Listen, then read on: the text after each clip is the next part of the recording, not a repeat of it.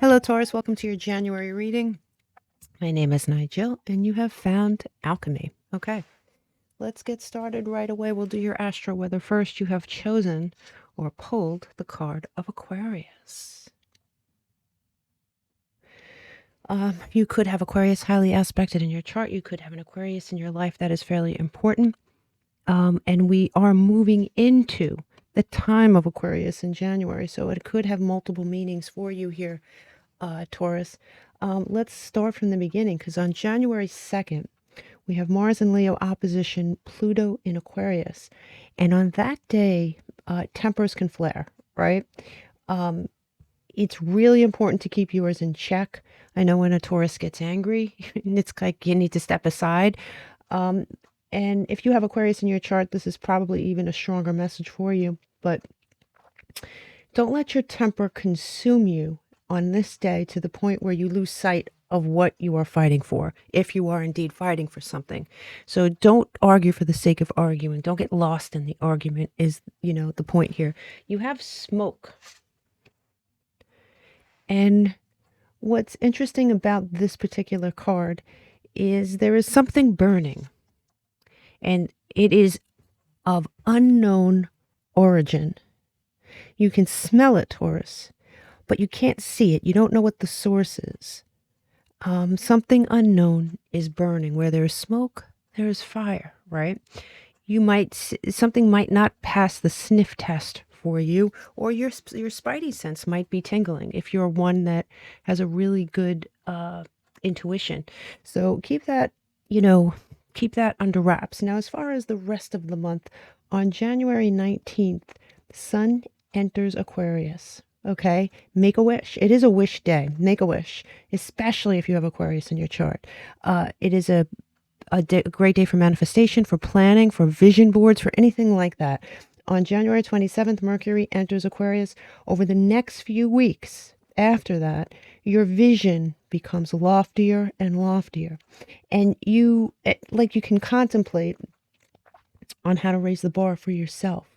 So I know that Taurus is really good with challenges like that, and that is going to be the perfect timing for something like that. On January 29th, you have the new moon in Aquarius. It is the first new moon of 2025. On that day, take a step back and consider the big picture while building a strong network. You might be, in fact, building a network to support your growth. And if you're not, keep that date in mind for writing things down and trying to do just that. January 30th, Sun in Aqua trine Jupiter in Gemini, a lucky day. Period, end of story, just a lucky day. Create a roadmap. It's that vision board thing. Write a list. Taurus is really good with stuff like that, and I'm giving you a sort of map for January to make the most out of your strong points. I mean, you already have all this stuff here in your corner, right? It pays to mention that on January 29th, the Lunar New Year begins, right? And it is the year of the snake, more precisely, the wood snake, right? So this particular year, attitude is going to be everything. What do I mean by that? I mean the power of positive thinking. And it always matters and all this stuff, whether you believe in it or not. This particular year, if you're going to start thinking negatively about things, you will boomerang that energy back in more of a way than you did in the past. And it's the same with positive. So it really does pay, Taurus, to think positively this year. Try to stay on track with that. It's really important for all of us, not just Taurus, but for all of us this year. Let's see. Let's do your astro weather here a little bit. Sorry about that. There's actually someone at my door. Okay, so your astro weather, as we continue here, you have two cards involving the moon in some way. So your intuition, remember when I said your spidey sense might tingle this month? There's something that might happen this month to sort of wake that up. It says waning crescent moon, surrender, restoration, and trust. Now, the waning crescent moon is a phase of imagination and closure, right? There's clarity to be found in solitude. And during this time, you'll be asked to trust yourself and the universe. You are being taken care of and your desires are being heard. However, you need to surrender any expectations and release the need to control. And that might be a tough call for a fixed sign like Taurus. be receptive to the messages coming your way and internalize the wisdom of the mature moon phase. It is a mature moon phase. Trust in divine timing that your visions are taking form step by step. I'm starting to see a pattern here. You must have a lot of hopes, wishes, and visions here for this new year here, Taurus. You also pulled the lunar eclipse. It says culmination, release, illumination, right? The lunar eclipse card. Now, a lunar eclipse brings endings, culmination, letting go of what no longer serves you, facing your shadows. A lunar eclipse occurs when the Earth is positioned between the moon and the sun, blocking the light of the sun from the moon. A lunar eclipse always happens on the full moon. Like solar eclipses, lunar eclipses often bring sudden and lasting change. It like sort of ushers in a catalyst that you need personally to grow. No matter how pleasurable or painful, it comes. And where the eclipse happens in your astrology chart will point to how that particular eclipse will affect your particular life. Look to the aspects of the sun and the moon to see if this eclipse brings breakdowns or breakthroughs. Now, we're not experiencing any lunar eclipse in January, but for the card to come up, you are going to be experiencing those energies personally, Taurus. So definitely keep that in mind. You have also pulled these two cards. Now, I pulled this card first and it simply said no. So to elaborate, I pulled another and it says you're ready. So, you are ready. Release any doubts you might have of that. That could mean anything, right? We haven't looked at the cards yet. It could mean something professionally. It could mean anything. I mean, I could go down to a list of things, relationship-wise. You could be creating something. You could be in the middle of creating something and you keep saying to yourself, it's not quite ready. You are ready. Lay aside any fears, any hopes, any doubts, and definitely ignite your hopes and lay away. It says no, you're ready, okay? So keep that under your hat here, Taurus, for the rest of the reading. You have the education. Yeah. Wow, you have the education card, number 35, in this deck. And the education card means you might be learning more about yourself, learning in general. You might be, let me see if I can put this differently. The most powerful mantra is, I don't know yet. Be a student regardless of how old you are, how far you've come, what kind of degrees you already have, what kind of life experience you already have. When this card comes out, you are still learning. You may be learning something new in general, for sure, but this card comes out when it prompts us to be a student. I don't know yet is a mantra that you might have this year, or that you should have. You pulled two of these cards, and one of them is the pendulum. It says indecision, fluctuating income. You could have fluctuating income, or you could simply just be undecided about something or someone. You could swing back and forth about what you want. You may be very sure about what you want from a relationship, or what you want from a person, or the person that you want, or the job that you want, only to come to a different conclusion shortly after that. You might feel that way this year, back and forth. You are going to be gifted with something, and it says giving and receiving, a sudden windfall, generosity. This could be an investment that suddenly pays off. This could be a bonus, could be it's anything involving money that it's an increase, okay? You have has no hana. It says trust what belongs to you will come back to you, just as well as knowing when to let go with what has run its course. I do think there is something that Spirit is telling you to let go of. I really think that this thing is probably something within you, and I've said this before in some of your readings. I have. So let's see. I'm going to put that on a back burner until we get through to your tarot cards. Let's do your charms. We'll start with your letters, right? So here with your letters, you have C, K, B, S, C. Two C's. Oh, no, one's a G. Wait a minute. Let me see something. Yes, one's a G. Okay. See how, let's start over again. You have G, C, K, B, S, Y, and P.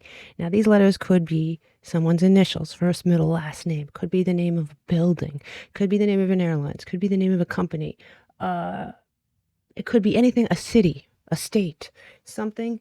Keep If you don't want to come back to this reading, that's fine. Write down these letters, keep them close by, and see how your month unfolds. And I'll bet you that some of these letters will, or at least one of them, will have meaning for you here, Taurus. Now, as far as the charms go, remember we talked about some sort of investment paying off. Here you have the biggest money charm in the container. So some of you are going to experience some sort of a windfall. Could it be surprise money, somebody passing away? Sure. Could it be an investment that suddenly comes to fruition? Could it be a lottery win? Could it be a raise in pay, a bump up in the job market? Any of those things. Anything involving money, it looks like there's some sort of an increase coming to you here in January. You have, yeah, here we go. We got this exorcism. I'm pretty sure this has come out in your readings in the past, right? There's something you need to get rid of, right? Right here, we said it over here. There is something within, and listen, maybe for some of you this isn't true, and I guess we'll look at your cards and really look at this, but I am really feeling that there is something within you that you need to exercise. There is something in order for you to move on. Now, for others of you, maybe you have smelt something that doesn't really add up, and so you're considering excising that from your life. You do have another symbol of Aquarius with the star here. And you are protected. This also could represent your wishes, right? You have something that is going to mushroom or something that has mushroomed. And that has, in my opinion, has to do with money again. You have the symbol of Sagittarius here with the arrow, but there is something that has hit a bullseye in your life. And I really think it has, again, something to do symbolically with money. You do have 1984, and 1984 could mean something to you as far as a year, right? Or it could be the book 1984 by Orwell. It's up to you to decide which that is. This is a sort of conspiracy theorist manual in many ways. But like I said, 1984 could mean something to you personally, and it is upside down. So this is something that may be personal to you, something that you don't discuss with many people. Do let me know here, Taurus, for sure. I think we should move on to your tarot because now I'm invested. So you have here on the first leg of your month, you have the bat, right? It says, take care, enemies are working against you. When I get the bat in this particular deck, I think of sonar. I think of intuition again, right? A bat can survive very, very good, very, very well. They could travel and they could fly around without seeing. They have sonar to guide them. Your sonar here, Taurus, is your intuition. And we've talked about this a few times already. So there's something that's going to make your spidey sense tingle this month, and it's coming in sideways. So I really think that this is a sort of choice you have to make, whether to listen to yourself or not, or whether to go headlong into a situation. Only you know the answer to that. You do have the Knight of Cups starting out your month, and this is Neptune in Cancer. And you could see at the bottom there the crab, and you could see right above him there is the Orion belt. This crab climbs from the tide pool onto a rock. The shadow side of what the Knight of Cups is found in his affinity with Orion the Hunter, right? The crab might be your own tendency to keep your defenses up, which serves you in many, many situations, but not all. And I think that you have to come to a decision about when to let that go, and when that serves you and when it doesn't. You have the sign of Aries here, which is hidden in the Emperor card. Now, okay. I just noticed something, but I'm getting ahead of myself here. Okay, so the Emperor in this deck differs from the Empress, right? In the dominion of their realm, she is the nurturer of life, right? And for her, the present moment is key. The Emperor looks towards the future and builds things to last. When this card comes up, consider your legacy. And your legacy is more than money here, Taurus. It's what people would remember you by. Let's say you passed away tomorrow. How would your children remember you? How would your friends remember you? How would your parents remember you? How would the world remember you? What would they say about you privately? What is your legacy? If you leave this plane right now, that would be your legacy. So you are being asked, what would you change? Would you change anything? Maybe you wouldn't. But think about that. That's something to ponder. And this leads right into this Three of Swords energy. And the Three of Swords is Venus in Libra. And as you can tell, it's past pain. Blue chrysanthemums do not exist. And you can see that plainly here on the card. Chrysanthemum is a funeral flower. It's a funeral flower. You could be mourning the death of something from your past. It doesn't have to be an actual death. It could be. But this is some sort of pain from the past that you pull out every once in a while and you examine. And that is taking up space. And the color blue in the chrysanthemum is, it doesn't exist, right? Not naturally. So it's a symbol of your endurance. The crab symbology really is interesting, right? It's what served you in the past. It's what's helped you get through things. It's also what's blocking certain things here, Taurus. Things that you say or that you feel that you want. When you add all this up and you break it down, you get Neptune. Neptune is confusion. It's Pisces energy, right? But it's confusion. It could be illusion. It could be self-delusion. There's certain things you don't see very well when it's very, very close to you, right? So we'll keep that under our hat here. On your second leg, you have the forest, right? And it says muddled, unclear thinking, right? Boom, and it's coming in sideways as well. You're not thinking clearly. I know that you think you are. I know how stubborn you can be, and I know that you're probably saying that's not true. Sometimes we can't see the forest for the trees when it's too close. We can't focus, right? There is something that blocks certain things from you. I think you have a lot of power in this reading. You just don't exercise it in the right way. Does that make sense? What's interesting here is you have, all right, let's start from the beginning. You do have the Judgment card, and this is Pluto energy, right? It's Scorpion energy. It's actually fixed energy. So it is your energy as well, right? It's Scorpio, it's Taurus, it's Aquarius, it's Leo. And it's right next to this crab. What are you thinking? What are you judging? What are you considering something? What I find interesting is that it is somehow attached to the Emperor and the Knight. So there is something that's always worked for you. There is a calling that you have. You're being called to something. There is something you're being called to. But so if you look at this, let me see if I can put this into the right words and get it out of my brain.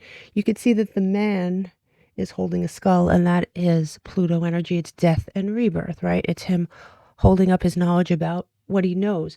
You look at the woman and she's holding an egg, and that is creation. She holds the power of creation in her hands. You look at the child's hand is empty. Why? Because the child is not hunkered down with anything heavy when he presents himself to God. And I'm saying this metaphorically. So I guess Spirit is trying to say, what is it that washes you clean, that can wash you clean? There is a memory here from the past. There is an incident from the past that is heavier than you think. It is a heavier burden than you think.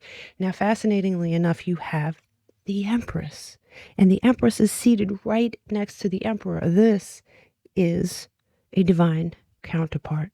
Taurus, Libra energy. A male and a female energy. It doesn't matter if you're gay and it's two of the same sex. It's divine counterparts, puzzle pieces that fit together. One of you is facing forward, thinking about the future. The other is facing their wheat, with hope, with the roses, thinking about the present. Together, they make the perfect combination. What is it? Because you see, that is the center of your whole reading. Is that what you desire? Do you desire a divine counterpart? Do you desire that? Abundance, and abundance comes in all forms. Why is it attached to the Three of Swords and this old Three of Swords energy? Why is it attached to that? Because look what's waiting. Look what's waiting. You absolutely have to let something go.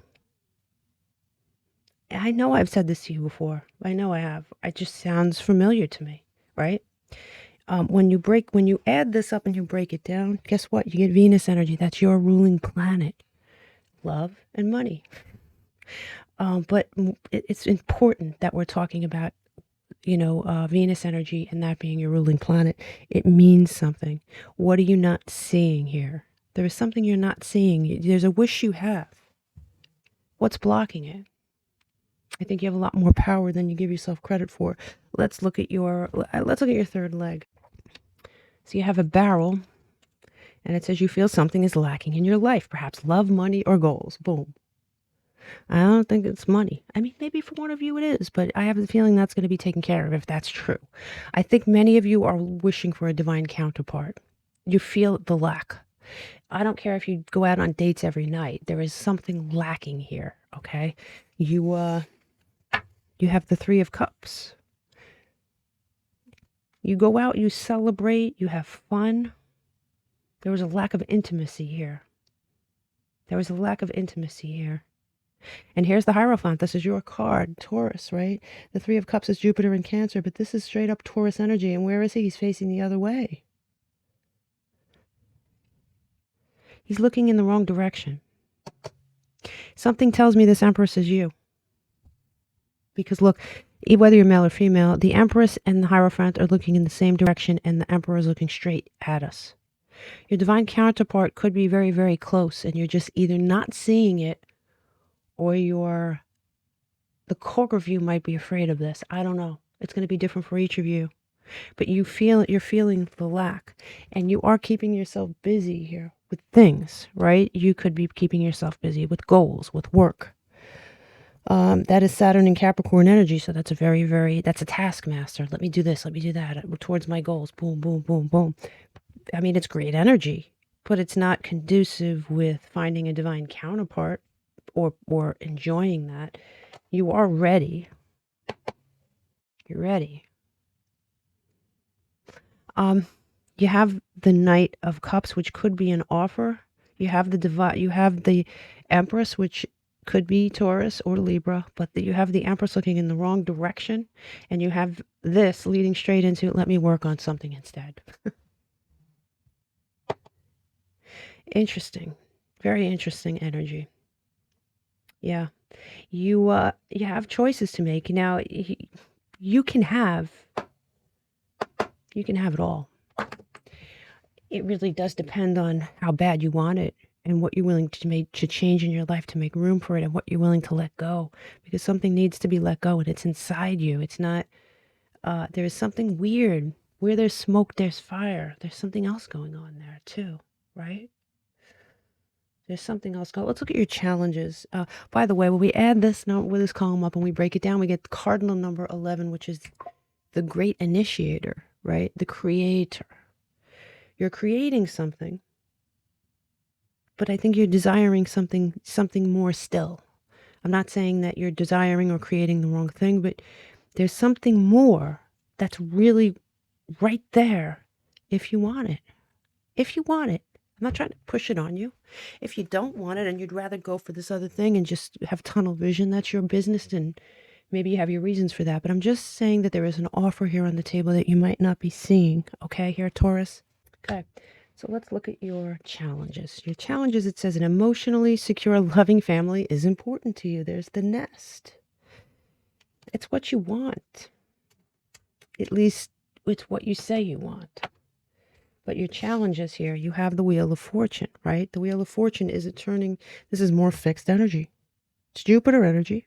It's expansive energy, but it's Taurus, Leo, Aquarius, Scorpio energy, and it is in reverse. So a challenge might be turning that wheel in a direction that will give you the nest that you say you want.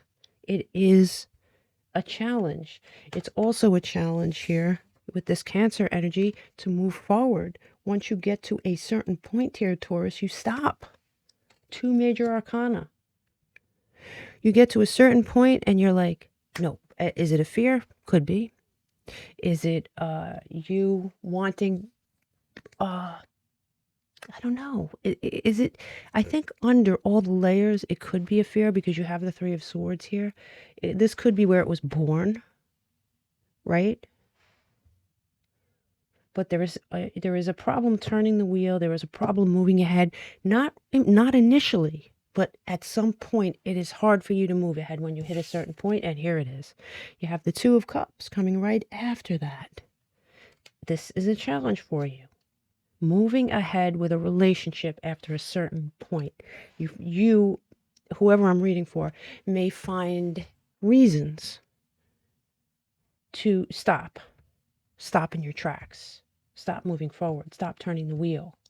That Two of Cups energy is elusive for you for whatever reason. And when we add this up, we get Pluto energy, which is annihilation. It's the flattening. It's death and rebirth. You might be stuck in a pattern or addicted to a situation where you're like, okay, what's next? What's next? What's next? Leaving that in the past and I'm moving ahead, because you might be addicted to that honeymoon period in a relationship. It's very possible. It's very possible. Let's move on to your opportunity. Okay. You have the Sphere and it says heartache over what you no longer have. It could be this Three of Cups energy. This could be stopping you here, Taurus. I don't know if it's something you're aware of or something that you're just not thinking is a big deal anymore, but damn, it's either something that was born when that happened or it's something that lingers inside you. Okay? But you do have an opportunity here, because you have here the Seven of Cups, which is, I'm pretty sure this came, let me see. No, it didn't. Okay, I'm wrong. You do have the Seven of Cups, which is choices. So you have the opportunity for more choices than you're giving yourself credit for. You also have the opportunity for a harvest. And sevens are very close to tens, which means the work isn't done yet. If you really want your 10 of Cups, you have a little bit more work to do. If you're willing to put it in, you might not be. I'm not telling you how to live. You might be perfectly content living exactly the way you live. I'm just giving you other options. But there is a harvest here if you want it, if you like it. And you also have the 10 of Pentacles. Damn, you have the 10 of Cups and the 10 of Pentacles. And this is a legacy card. We talked about that. What is your legacy, Taurus, as of today? This is also an opportunity for money. I mean, the money came out many, many times in this reading. So, like I said, this could be an investment paying off, some unexpected money. It could be an inheritance. It could be anything like that. But there is some sort of money coming in January, for sure. No doubt. Your legacy is on the table, something you need to consider. What will I be remembered for? How will my loved ones remember me? What would they say about me? You know, that's something that you really need to think about. I don't know why it's on the table, but I'm a Taurus moon, and I have to be honest, it's something I'm going to think about for sure. I am going to pull a couple of these cards for Taurus, please, for January. You have Message of Peace. Do you want peace? Do you want peace, or do you enjoy the excitement? Forgiveness. And at the bottom of the deck, you have happiness. And if you notice, they're the same color here, Taurus. What is it? Something you need to be forgiven for? Do you need to be forgiven for something? Do you feel that you need to be forgiven? Do you feel that you need to forgive someone? Did someone do something to you? Did someone leave you? Did they leave you in any way, shape, or form? Did they leave you because they passed away? And I'm only saying that because of the chrysanthemum as a funeral flower. Did they leave you because they just left and they broke your heart? There's pain here in the past.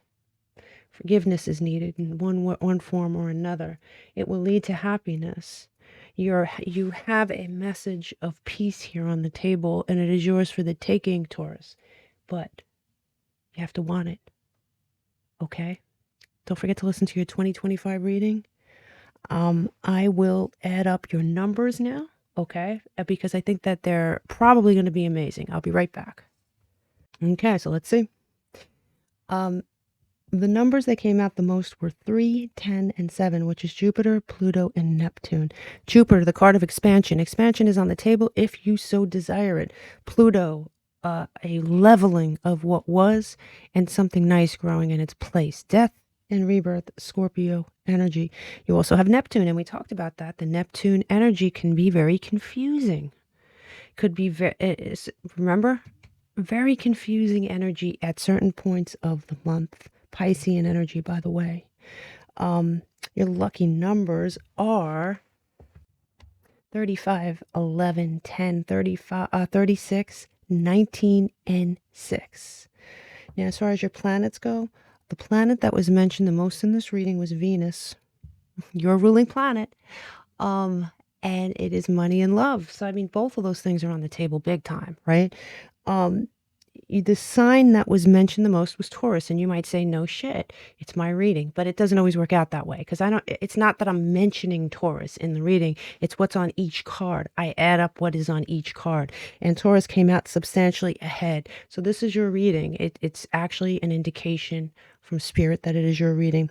There's a few signs that came in second, which is Aquarius, Cancer, and Scorpio. Okay, just put that under your hat and think about that. But definitely, you have, when we add up every single number in this reading and we break it down, we get Uranus, and that is the ruler of Aquarius. Full circle, we have come here, okay? And it is the planet of change. So do you want to change? It goes back to that. It goes right back to that question. Are you happy with who you are? Do you want to expand in this Jupiter energy? Do you want to change in this Uranus energy? Or do you want to stay the way you are? Because damn it, some people are very happy with where they're at. If it's working for you, just ignore it. Just ignore everything I just said. But if you're looking to change, then really think about everything that I have just said, because remember, above all else, you're ready. I will see you next time, Taurus. Namaste.